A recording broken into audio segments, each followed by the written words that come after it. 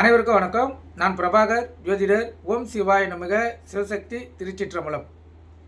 இன்று பிறந்த நாள் காணும் அனைவருக்கும் வாழ்த்துக்கள். அதேபோல் இன்று திருமண நாள் காணும் அனைவருக்கும் வாழ்த்துக்கள்.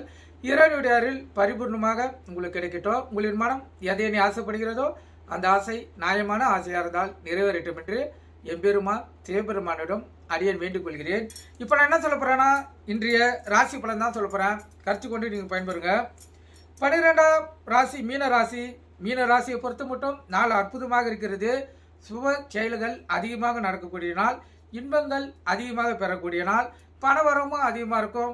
இல்லத்திலும் உள்ளத்திலும் மகிழ்ச்சி குடிக்கொண்டிருக்கும். மிகவும் சிறப்பான நாள். கும்பராசிக்கும் மகர ராசிக்கும் வெற்றி மேல் வெற்றி தான். நாள் அற்புதமாக இருக்கிறது. எந்த செயல் செய்தாலும் அதில் உங்களுக்கு வெற்றி காத்து கொண்டிருக்கிறது. அற்புத பலன்களை இந்த மகர ராசிக்காரர்களும் கும்பராசிக்காரர்களும் நாளை பெற முடியும். தனுசு ராசியை பொறுத்த மட்டும் நாள் சுமாரான நாள். செலவு அதிகமாக இருக்கும். செலவை சுப செலவாக மாற்றி இந்த நாள் நீங்கள் செலவு செய்தீங்கன்னா உங்களுடைய இந்த நாள் நிம்மதியான நாளாக அமையும். விருச்சிக ராசியை பொறுத்த மட்டும் நாள் அற்புதம். நட்பு வட்டாரம் விரியடும் நாள். பாலிய நண்பர்களை பார்ப்பீங்க. நண்பர்களிடம் மனவிட்டு பேசி பொழுதை கழிப்பீங்க.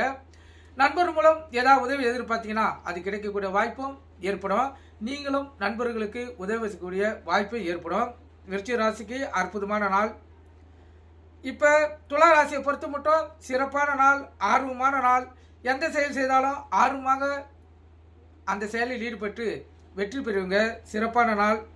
கன்னி ராசியை பொறுத்த மட்டும் நாள் சுமாரான நாள். மனம் பரபரக்கும் நாள். சஞ்சலம் அடையக்கூடிய நாள். நிம்மதியின்மை ஏற்படும். அதனால் விழிப்பினோடு இருந்து உங்களை தற்காத்துக் கொள்ளுங்க.